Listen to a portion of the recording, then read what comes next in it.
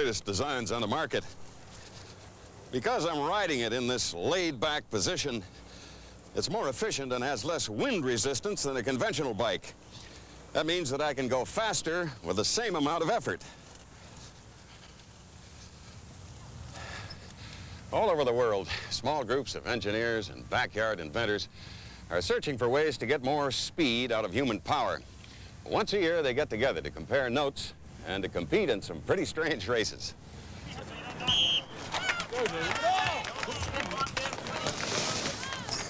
They call their machines human-powered vehicles, the bicycles of the future. And today, they're thinking about one thing only: speed. My goal is to be the fastest woman in the world. Well, we're going to win the road race. Hopefully, we're just going to blow right by them.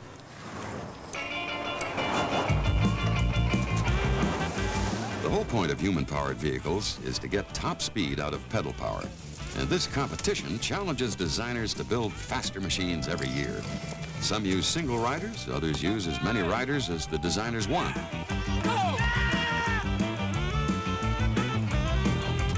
This year, everyone's trying to beat California's Vector team, holder of the world record at 62.9 miles per hour.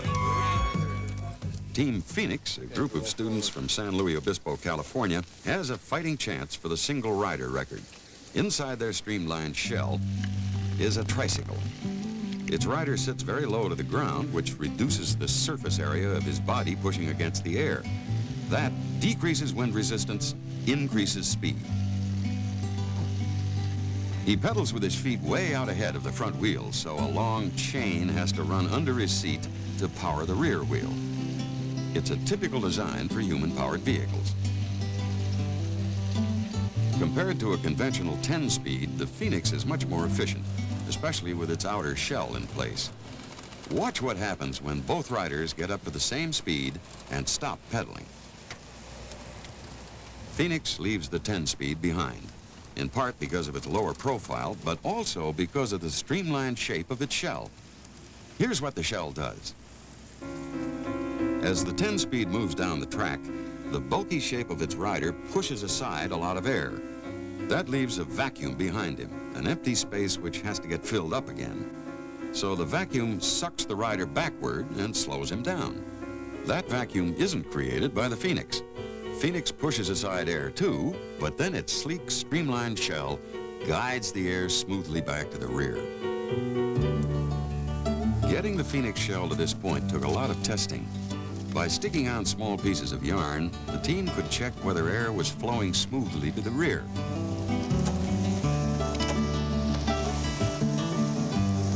When the yarn was trailing straight back, they knew the streamlined shell was a success. The streamlined Phoenix was itching for a victory. But Irvine, California's Redshift has a promising design too. It all started with an idea about how to make a less wind-resistant vehicle. Remember how the Phoenix rider is low to the ground? Well, the chain running under his seat puts him 6 inches above the road. Redshift's designers figured out a way to eliminate that chain. We've found a way to reduce the size, the volume taken up by a chain and transmission that normally have to ride underneath the rider to power the rear wheels. We power the front wheels in this vehicle, and as a result, we have to steer the rear wheel. It's sort of an exaggerated. It sounds easy, but a computer simulation shows the bike will wobble back and forth. Seems to be pretty difficult to hold an exact center line. It's very sensitive. As long as you can keep the center line between the two front wheels, then we're doing pretty good. Rear wheel steering has its price. It oversteers.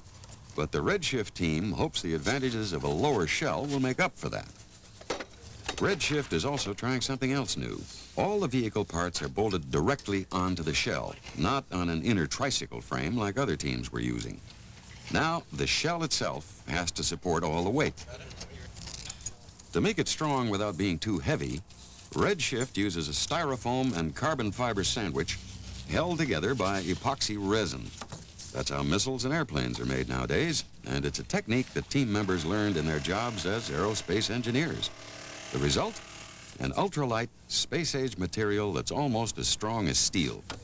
The completed shell weighs only 75 pounds. lighter than the world champion Vector or the streamlined Phoenix. But why go to all this trouble? But I see one day when people can be riding these things around, to the store and back. That's what we're aiming for, to show that this technology can be applied to other things, not just the World Record Championship, which is our immediate goal. The road race. Will the Space Age Redshift win? Or the streamlined Phoenix? Or the old champions Vector?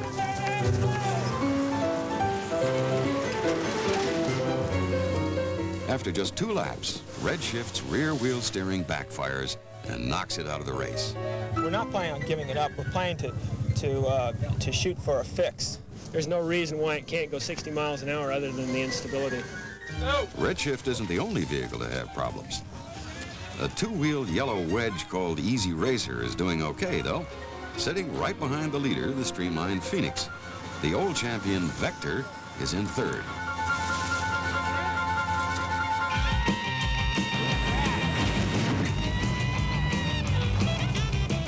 "25 laps, 15 miles in just 3/4 of an hour. Speeds average 20 miles an hour, up to 40 on the straightaways." After 21 laps, the 2-wheeled Easy Racer is still in 2nd place, with streamlined Phoenix holding on to its lead. We're doing real good right now. I think we have the race won. But did the Phoenix captain speak too soon? By the next turn, Easy Racer has squeaked into the lead. At the finish, it's the 2-wheeled Easy Racer, and then Phoenix. But the Phoenix designer isn't disappointed. We've spent 6 months now getting ready to race here, and now we've got a vehicle. It's real easy now to just go out and train and practice more and improve on our design. The winning Easy Racer team is ecstatic, though. Hey, Ray, for bicycles, 2 wheels make it better than 3 wheels. Every time, every time. But for sheer speed, 4 wheels and 5 riders may do even better. This mechanical monster uses more riders than any vehicle ever built before, and the MIT students who are making it expect to break 70 miles an hour in the straightaway speed trial. A 1,200-pound jumble of tubing, wheels, gears, and miles of chain, construction is so complicated that a week before the race, its builders are still working day and night. Something always goes wrong. You always have to fix it. And a bike that we thought we could build in one summer ended up taking 2 years to build. But what we ended up with was, I think, top quality, so it was worth it. At 44 feet and more than half a ton, the problem now is how to ship it out to California. The group is attempting a new record out on a runway in Massachusetts to convince sponsors to foot the bill. I'll just take off. Yeah. Take way the hell off. Yeah. And then I'll stop at the end of the braking zone. By now, they're calling it the New Wave. The airport runway is closed down for a few minutes. The record seems only a matter of time. The first attempt. Something goes wrong. It's a flat tire.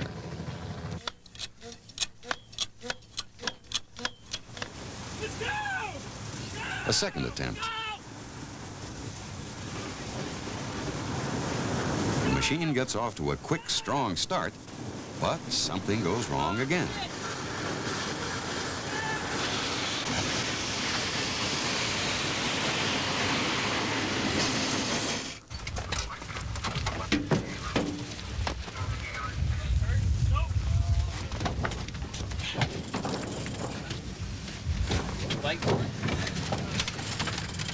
Are you all right? Yep. Fine. Get out. I think we were at about 50 miles an hour at the time, and we were slightly leaning to the right, and all of a sudden it dropped another 20 degrees. A small outrigger wheel broke off. Now New Wave needs repairs and sponsors. But the team captain isn't ready to quit. I want to pull 10 more all-nighters tonight. No, I guess we really want to go to California. I mean, the machine can take it. It's safe, I guess, even if it rolls over. 22 vehicles make it to the speed race, and New Wave is among them. An air freight company flew the machine for free. We built new outriggers. so. They're not the greatest, but they're the best we could build in the amount of time that we had. So they're working fine right now. No, you're all right. Oh, guys. Good luck. New Wave is the most dazzling vehicle there, impressing even its own designers as it whizzes by. Look at that. Wow. It is cruising. Hear that sonic boom? A chain carrying power from the two back riders falls off, but New Wave still reaches 48.9 miles an hour. Its designers are determined to come back again next year. I still don't think we've seen our limit yet. I still think we haven't seen how fast our machine can go. As expected, the day's top performer in the speed trial is the world champion Vector team. Their two-rider machine is clocked at 57.8 miles an hour. Vector team, two-man Vector, today's fastest vehicle. Maybe next year, someone will come up with a design to beat them. Good work. We'll take an